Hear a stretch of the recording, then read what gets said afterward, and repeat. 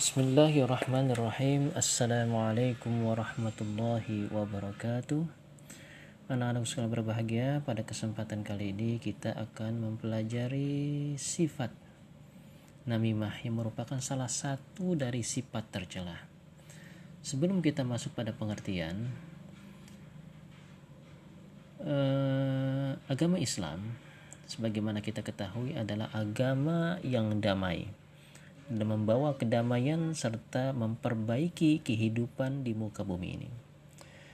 Karena itu dalam hubungan dengan manusia, maka Islam melarang keras terjadinya perpecahan dan menganjurkan untuk saling menghargai dan saling menyayangi kepada sesama. Berbicara mengenai bahaya lisan memang tidak ada habisnya. Lisan hanya ada satu di tubuh. Tapi betapa besar bahaya yang ditimbulkan olehnya jika sang pemilik tak bisa menjaganya dengan baik. Ada pepatah yang mengatakan mulutmu adalah harimaumu.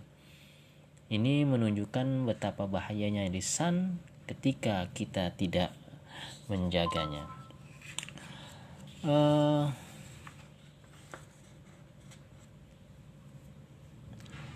Oleh karena itu, langsung saja kita masuk pada pengertian. Namimah sering diartikan dengan adu domba, menghasut, mengumpat atau mencela. Namimah adalah menciptakan suasana permusuhan dalam lingkungan yang harmonis. Dalilnya sebagaimana sabda Rasulullah Shallallahu Alaihi Wasallam yang mengatakan, Hudzaifah, sami'tu Rasulullah Shallallahu Alaihi Wasallam, la yadkhulul jannata nammamun.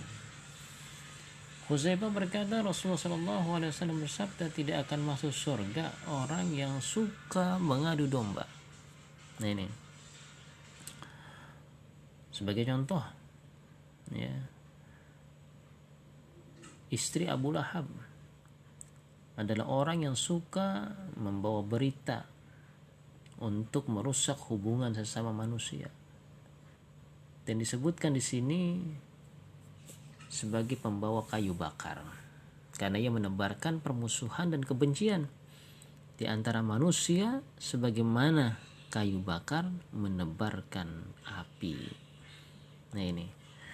Nah, di dalam hadis Rasulullah SAW, ya, la yadkhulul jannata nammamun, tidak akan masuk surga orang yang suka mengadu domba.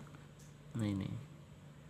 Jadi dalam hadis di atas Rasulullah SAW menyebutkan bahwa orang yang suka mengadu domba itu tidak akan masuk surga. Jika ia tidak masuk surga, maka tidak ada tempat baginya di akhirat kecuali di neraka. Sebab di akhirat kelak hanya ada surga dan neraka. Maka jika ditetapkan bahwa ia tidak masuk surga, berarti tempatnya adalah di neraka. Nah ini adalah hadis Rasulullah SAW. Ya. Jadi jangankan masuk surga, bau surga saja orang yang suka mengadu domba itu tidak akan bisa mencium bau surga. Nah, anak-anak sekalian berbahagia, kemudian bagaimana sifat namimah itu bisa timbul dalam diri manusia? Yang pertama, karena adanya sifat dengki. Yang kedua, adanya perasaan tidak senang terhadap orang yang diceritakan. Yang ketiga, mencari muka agar orang lain simpati kepada dirinya. Nah, ini diantara sebab timbulnya sifat namimah, walaupun masih banyak lagi. Lalu bagaimana dampak negatif dari sifat namimah? Yang pertama, dampak negatifnya adalah bisa menyakiti hati orang lain. Yang kedua, memutus tali silaturahmi yang harmonis. Ketiga, menjadi orang yang merugi di akhirat nanti. Nah ini, di akhirat nanti dia akan menjadi orang yang muflis, orang yang merugi, di mana nanti seluruh pahala amal ibadahnya akan diberikan kepada orang yang pernah dia sakiti selama hidupnya di dunia. Nah, lalu bagaimana cara kita ini sebagai manusia dapat menjauhi sifat namimah? Ya, caranya adalah pertama, membiasakan diri bersikap ramah dan jujur. Kemudian meningkatkan ketakwaan kita kepada Allah Subhanahu wa taala. Yang ketiga, menghindari dari hal-hal yang bisa menyebabkan adu domba dan lain sebagainya. Ini diantara cara kita bisa menjauhi sifat namimah. Ini. Adapun pengaruh dan akibat namimah dijelaskan dalam riwayat sejumlah akibat buruk dari namimah, baik itu di dunia maupun di akhirat. Di antaranya sebagai berikut. Yang pertama, dia akan mendapatkan azab kubur. Nah, ini azab kubur. Bahkan Ibnu Abbas meriwayatkan bahwa sepertiga dari azab kubur itu berkaitan dengan namimah. Ini dengan namimah.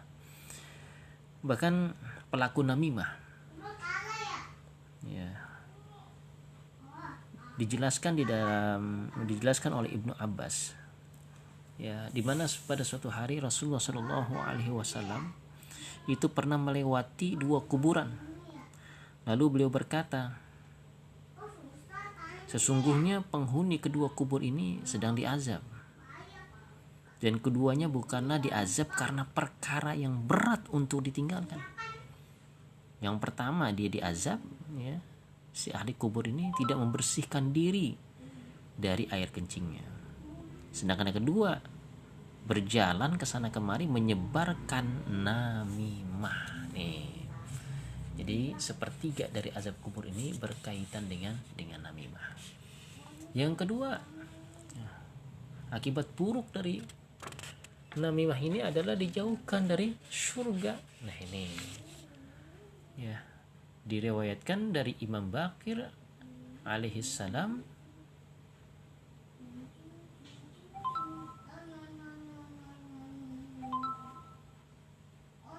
namim adalah di antara orang yang diharamkan memasuki surga. Ya, sebagaimana tadi dalam satu hadis katakan, la yadkhulul jannata namamun, tidak akan masuk surga orang yang mengadu domba. Masuk surga aja tidak, apalagi mencium bau surga. Nah, ini yang ketiga, ya, akibat buruk dari namimah, tidak terkabulnya doa kita tidak diterima oleh Allah Subhanahu wa taala. Allah tidak akan mau mengijabah, mengkabul doa kita. Disebutkan oleh Ka'ab al-Ahbar, suatu ketika Bani Israel dilanda kelaparan. Ini ada suatu cerita. Nabi Musa alaihissalam berkali-kali memohon kepada Allah Subhanahu wa taala agar diturunkan hujan. Namun permintaan tersebut tidak dikabulkan Allah Subhanahu wa taala. Allah Subhanahu wa taala mewahyukan kepada Nabi Musa alaihissalam, ya, bahwa di kalangan kalian ada seorang yang gemar mengadu domba. Selama orang tersebut masih ada, maka aku tidak akan mengabulkan permintaanmu. Nah, kemudian Nabi Musa alaihissalam kemudian meminta agar Allah Subhanahu wa taala memberitahu siapa orangnya. Nah, maka Allah Subhanahu wa taala berfirman, aku melarangmu untuk namimah. Bagaimana mungkin, ya, aku sendiri akan melakukannya. Nah, ini, ya. Kemudian yang keempat, akibat buruk dari namimah adalah kehinaan dan terbongkarnya aib. Yang kelima, melahirkan kebencian dan perpecahan. Diriwayatkan dari Imam Ali, jauhilah namimah karena menabur benih permusuhan dan dapat menjauhkan antara Tuhan dengan manusia. Nah, sebagai penutup, jadilah Ya anak-anakku sekalian, kita ini manusia yang dapat menjaga perilakunya, termasuk kepada lisannya, karena sesungguhnya Allah Subhanahu wa taala telah menjanjikan surga terhadap manusia yang mampu menjaga silaturahmi antara sesama umat muslim. Dari Rasulullah Shallallahu Alaihi Wasallam, Rasulullah bersabda, maukah aku beritakan kepada kalian tentang sesuatu yang lebih utama daripada derajat sholat, puasa, dan sedekah? Para sahabat menjawab, tentu ya Rasulullah. Maka kemudian Rasulullah bersabda, yaitu memperbaiki hubungan antara sesama, karena sesungguhnya rusaknya hubungan antar sesama itu adalah keterputusan dari tali persaudaraan. Ya, mudah-mudahan kita dapat menjauhi dari sifat namimah ini, yang insya Allah dengan kita menjauhi sifat namimah, kita akan mendapatkan kebahagiaan, kebaikan baik di dunia maupun di akhirat. Akhir kata, assalamualaikum warahmatullahi wabarakatuh.